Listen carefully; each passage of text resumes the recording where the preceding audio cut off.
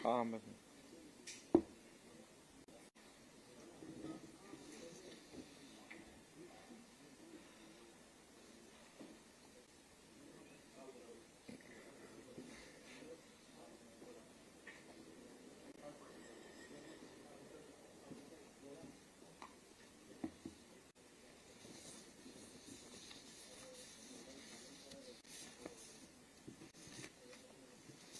सुरू करूया.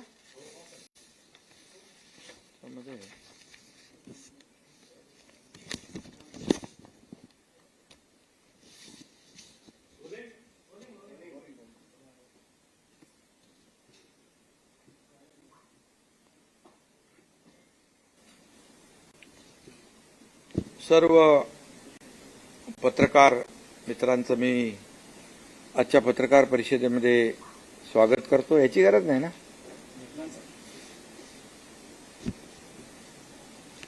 मनोज जरांगे पाटील यांचं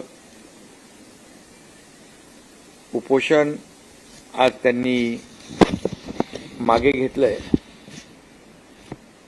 त्याबद्दल मी मनोज जरांगे पाटील यांचं मनापासून आभार मानतो त्यांचे, आणि त्यांच्या सहकाऱ्यांचे देखील आभार मानतो. आणि सकल मराठा समाजाने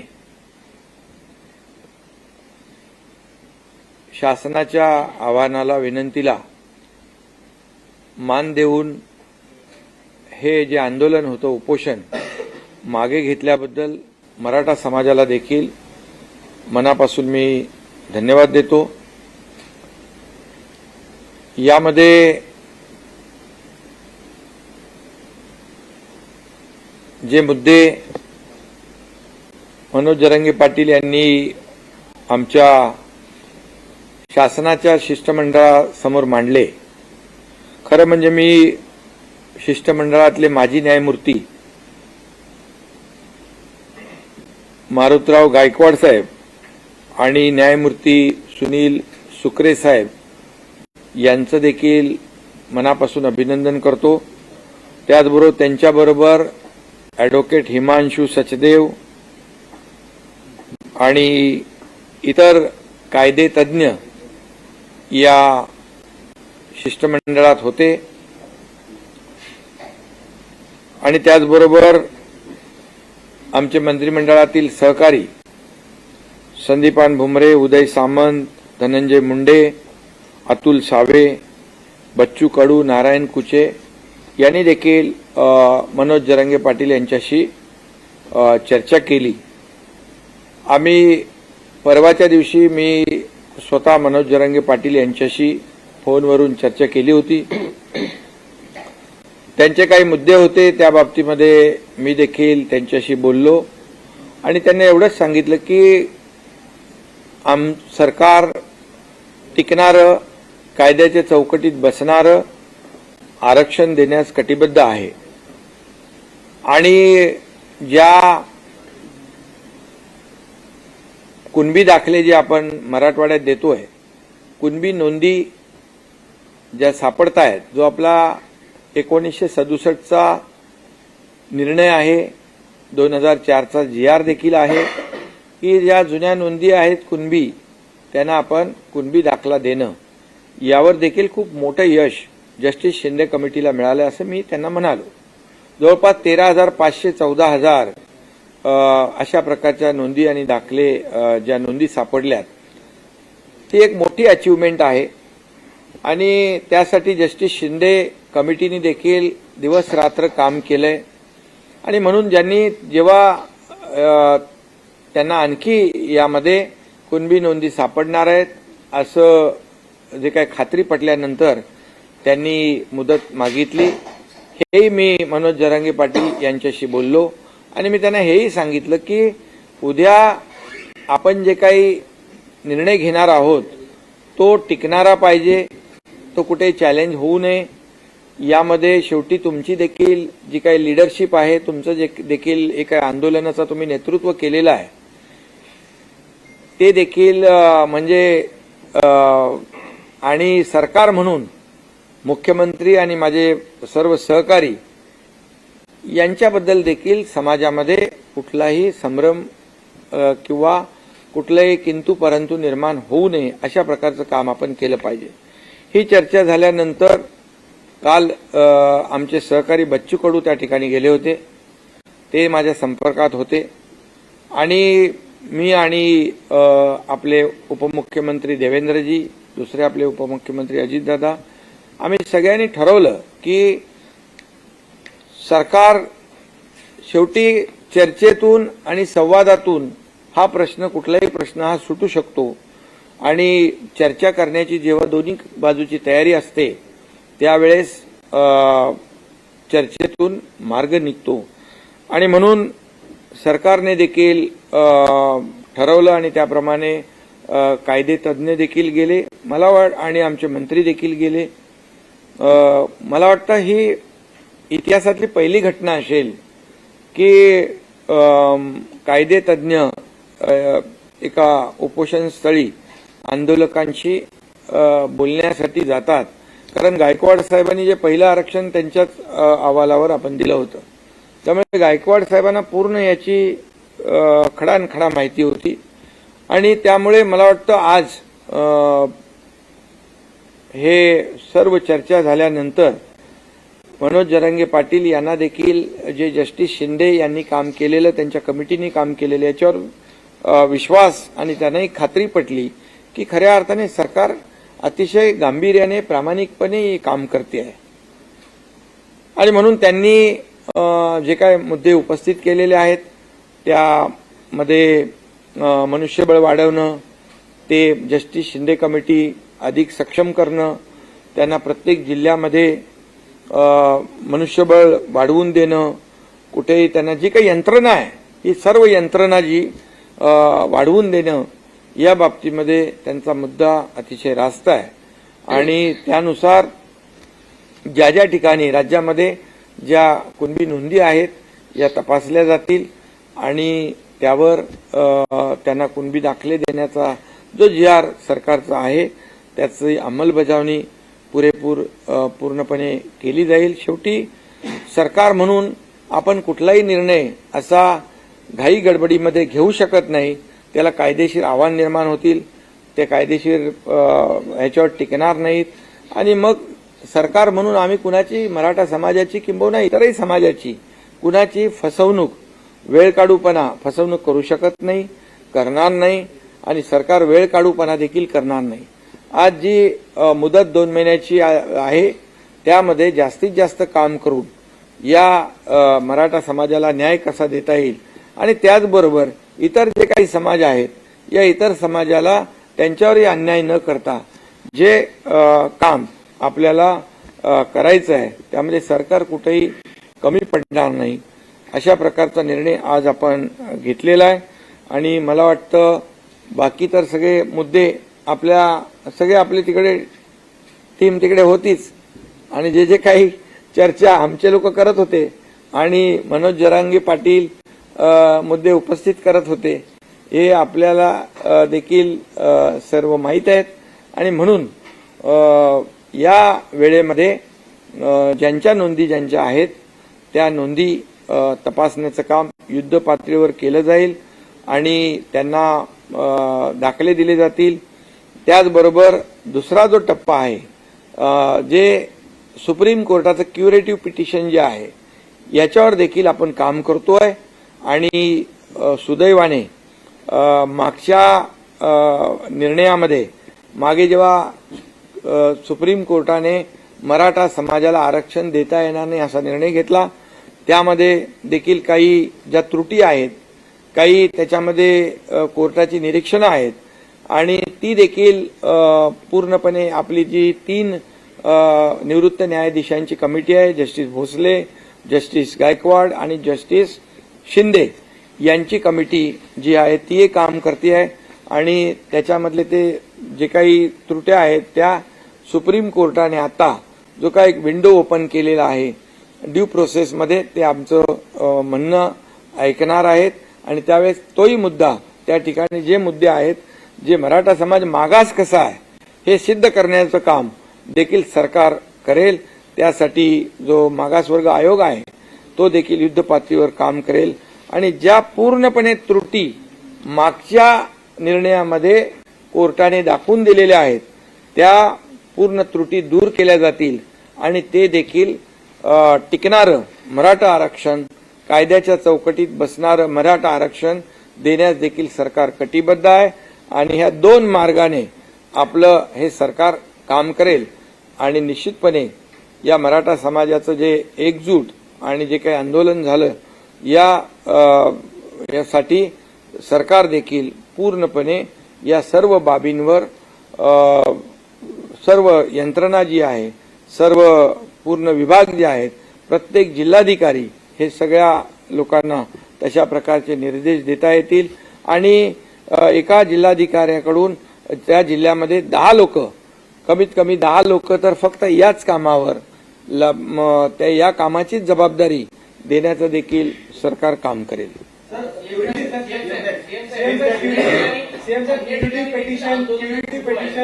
क्युरिटी पेटिशनची विंडो ओपन होणं हे सरकारसाठी एक मोठं यश आहे. यासाठी अनेक तज्ञांनी काम केलेलं आहे. त्या तज्ञांना सोबत घेऊन क्युरिटी पेटिशनची विंडो ओपन एक त्याच्यामध्ये आणखी एक मुद्दा जी काल आम्ही बैठक घेतली, सर्वपक्षीय बैठक घेतली, त्याच्यामध्ये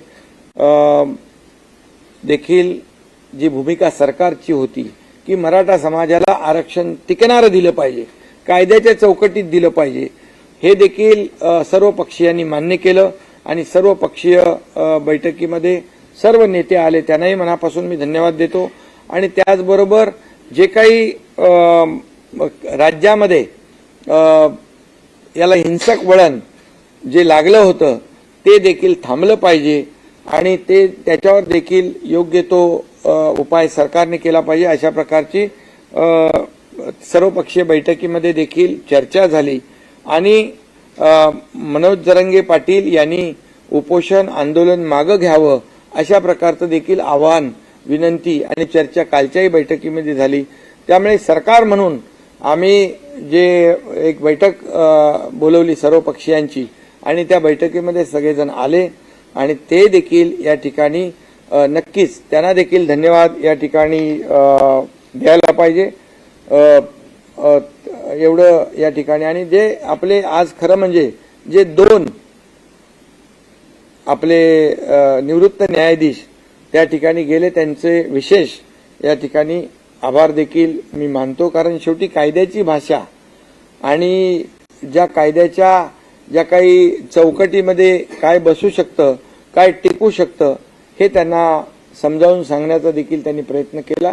त्यासाठी देखील त्यांचे आभार मानले. आणि तातडीने आम्ही विनंती केल्यानंतर ते तिकडे उपोषणस्थळी थेट जाणं हा देखील पहिलाच प्रकार आहे आणि ते गेल्यामुळे नक्कीच त्याचाही फायदा आज या आंदोलन उपोषण मागे घेण्यामध्ये झालेला आहे.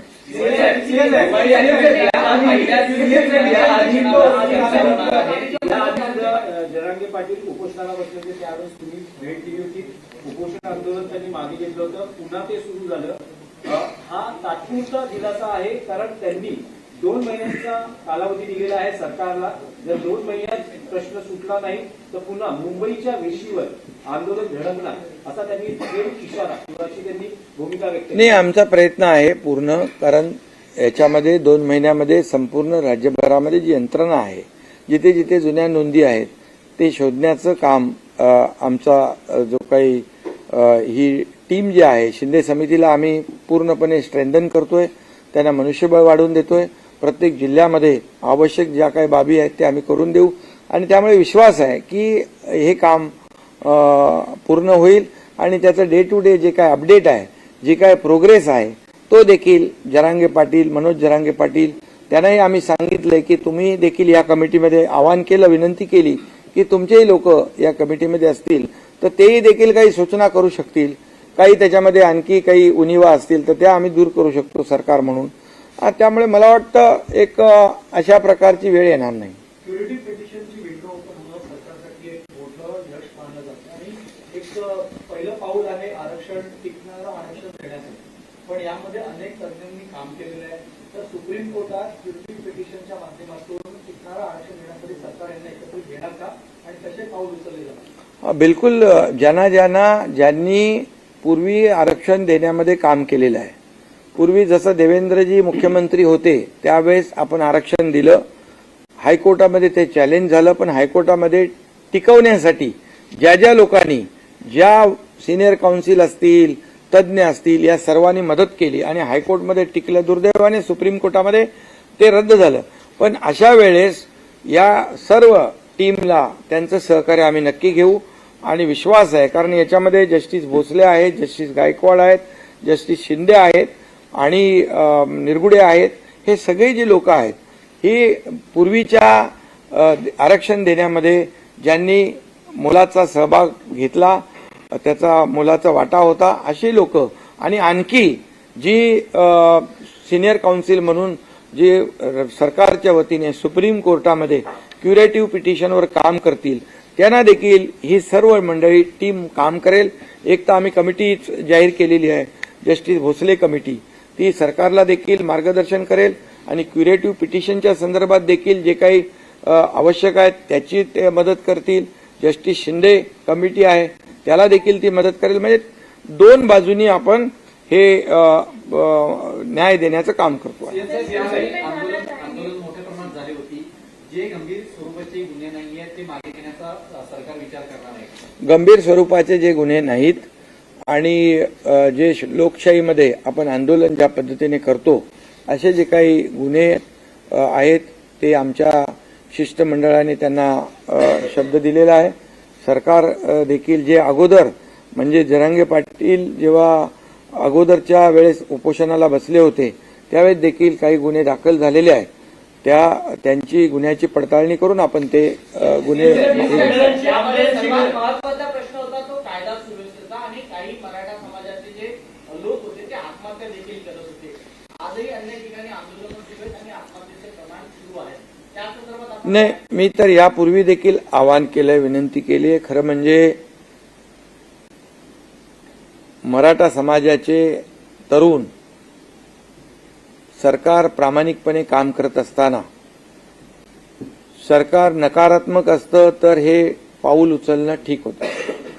मी आज पुन्हा मराठा समाजाच्या तरुणांना, नागरिकांना देखील एक विनंती व आवाहन करतो की आपण टोकाचं पाऊल उचलू नका आत्महत्येसारखं, कारण शेवटी आपल्या मुलाबाळांची परिस्थिती त्यांना वाऱ्यावर सोडता येणार नाही आणि आपला परिवार जो आहे, कुटुंब आहे, त्यालाही वाऱ्यावर सोडू नका. आणि सरकार पूर्णपणे मराठा समाजाला आरक्षण टिकणारं, कायद्याची चौकटीत बसणारं देण्यास कटिबद्ध आहे, जबाबदारी आहे आणि त्याप्रमाणे आम्ही कामही करतोय. त्याचे रिझल्ट देखील आपल्या समोर आलेले आहेत. 2 लेवलला आम्ही काम करतोय. त्यामुळे मराठा समाजाने संयम राखणं आवश्यक आहे आणि तरुणांनी देखील संयम राखणं आवश्यक आहे. खरं म्हणजे काही ठिकाणी दुर्दैवी घटना घडलेल्या आहेत, काही ठिकाणी म्हणजे या आंदोलनाला गालबोट देखील काही लोकांनी लावलेला आहे. परंतु मनोज जरांगे पाटील यांचं म्हणणंच आहे की जे कोणी अशा प्रकारचे ज्यांनी गुन्हे जाणीवपूर्वक केलेले आहेत, म्हणजे जाळपोळीच्या घटना असतील, तोडफोडीची घटना असतील, लोकांवर हल्ले असतील, तर ते मराठा समाजातले आंदोलक होऊ शकत नाहीत. त्याच्यावर नक्की पोलीस आणि गृह विभाग जो आहे तो काम करतो आहे. कायदा सुव्यवस्था राखणं हे देखील सरकारचं, शासनाचं काम आहे आणि त्याला सहकार्य करणं हे देखील आंदोलक कोणी असतील, नागरिक कोणी असतील, त्यांचंही काम आहे. दिवाळी अधिवेशनाच्या पहिल्या दिवशी मराठा आरक्षणासंदर्भात चर्चा करावी अशी मागणी केली आहे. हा, बिलकुल चर्चा काय, आता चर्चा आपण तर कामच करतोय, चर्चेला काही बंदी नाहीये. आणि जे काही आपण सरकारची भूमिका प्रामाणिक आहे, सरकारचा हेतू प्रामाणिक आहे आणि त्या प्रामाणिकपणेचं उदाहरण देखील आपल्याला जस्टिस शिंदे कमिटीच्या माध्यमातून मिळालेलं आहे. त्यामुळे सरकार संपूर्णपणे कुठल्याही परिस्थितीमध्ये सगळ्या बाजूने सरकार तयार आहे. मराठा समाजाला मराठा समाजाला सरसकट कुणबी प्रमाणपत्र किंवा सरसकट आरक्षण द्यावं ही जरांगे पाटलांची प्रमुख मागणी आहे. नाही, तुम्ही असं कुठेतरी भरकट होऊ नका. कारण जे आता त्यांनी सांगितलेलं आहे की ज्यांच्या नोंदी आहेत कुणबी त्यांना तुम्ही तात्काळ युद्ध पातळीवर दाखले देण्याचं काम करा आणि या बाबतीमध्ये प्रत्येक जिल्ह्यामध्ये 10 लोक अधिकचे द्या आणि हे काम युद्ध पातळी 2 महिन्यामध्ये पूर्ण करा आणि तशा प्रकारचं आश्वासन आमच्या लोकांनी दिलेलं आहे.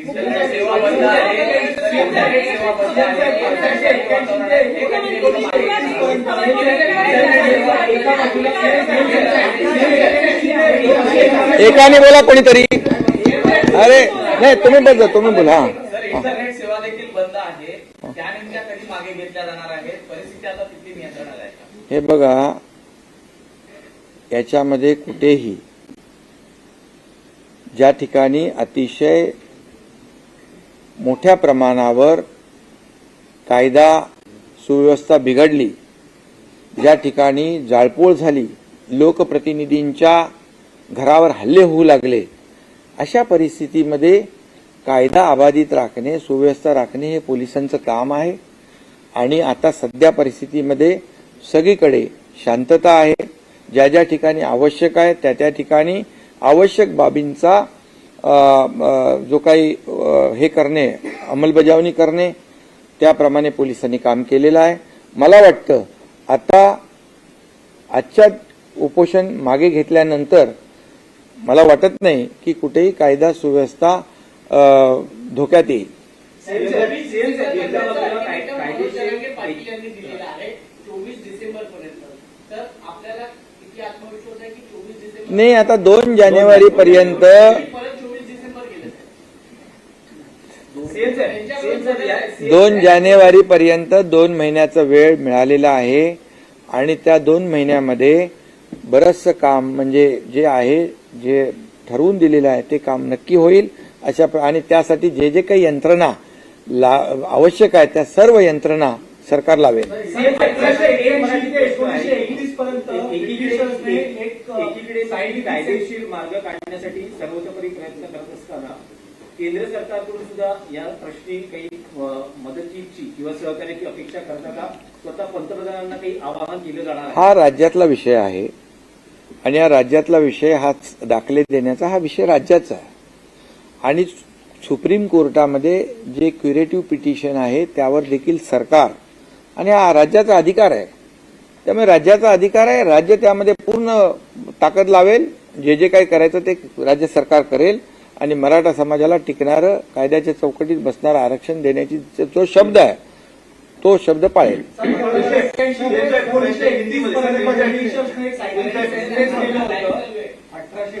ते 1921 पर्यंत ब्रिटिशांनी सायंटिफिक सेन्सस केलं होतं, त्याचे गॅजेट आता अवेलेबल असतात. आता ह्याच्यामध्ये जस्टिस शिंदे काम करते, त्यांनी त्याचं काम दाखवलंय. 13,500 दाखले कुणबी नोंदी मिळालेल्या आहेत, त्यामुळे त्यांना विश्वास आहे. आणखी याची व्याप्ती आपण वाढवलेली आहे. त्यामुळे मला वाटतं त्यांच्या समितीच्या अंतर्गत याच्यावर आपण न बोललेलं ठीक आहे. हा, हिंदी बोला.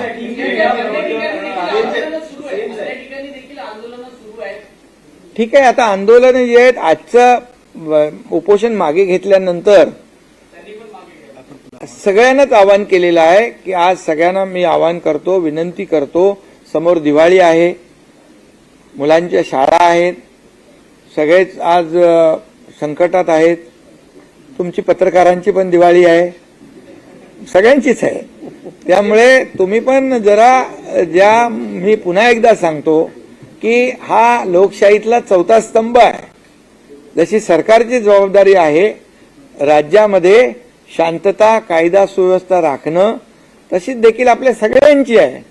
त्यामुळे मला वाटतं आपल्या सगळ्यांचं सहकार्य एक सकारात्मक बाबीतून आपण पुढे गेलो तर नक्की आणि चर्चेतून मार्ग निघतो. यासाठी सरकारने चर्चा सुरू केली. मी आणि दोन्ही आमच्या उपमुख्यमंत्र्यांनी आमच्या शिष्टमंडळाला पाठवलं, कायदेशीर जे तज्ज्ञ आहेत त्यांनाही पाठवलं आणि मला वाटतं मार्ग निघालेला आहे. तुम्ही देखील याकडे सकारात्मक दृष्टीने बघा तर बरं होईल.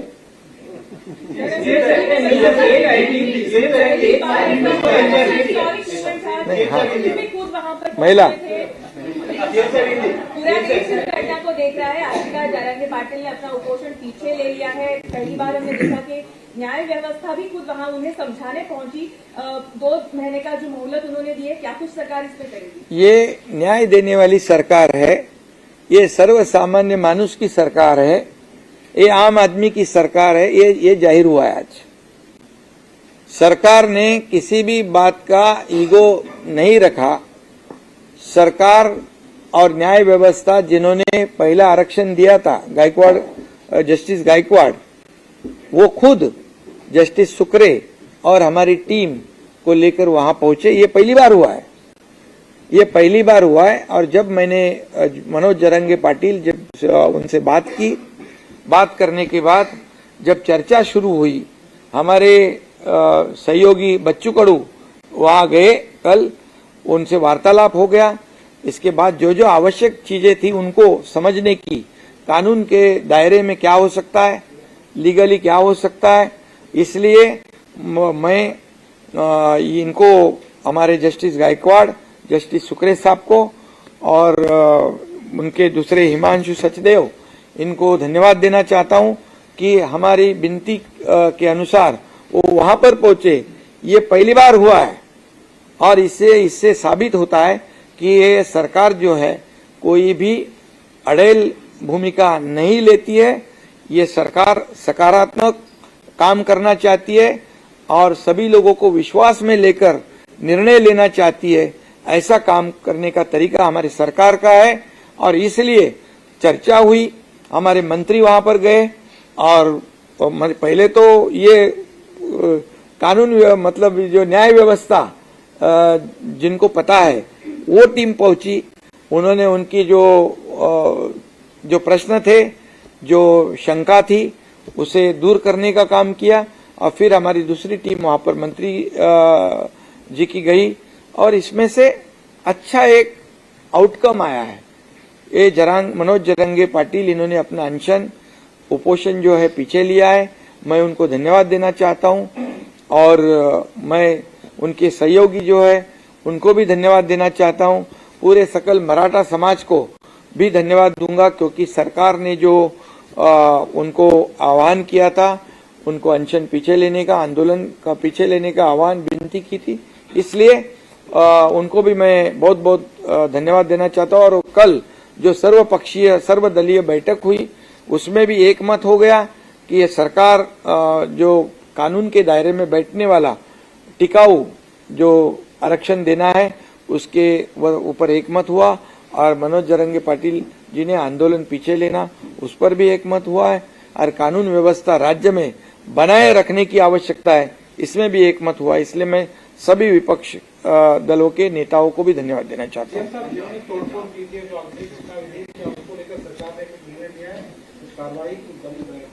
जो आंदोलन लोकशाही के माध्यम से होता है, जो पहले आंदोलनकारियों ने जो उनके ऊपर गुने दाखिल हुए थे, पुलिस वो काम कर रही है जो लोकशाही के माध्यम से, जैसे उपोषण है, मोर्चा है, उस पर जैसे कानूनी कार्रवाई पीछे लेती है वैसे लेंगे। बिल्कुल, धन्यवाद।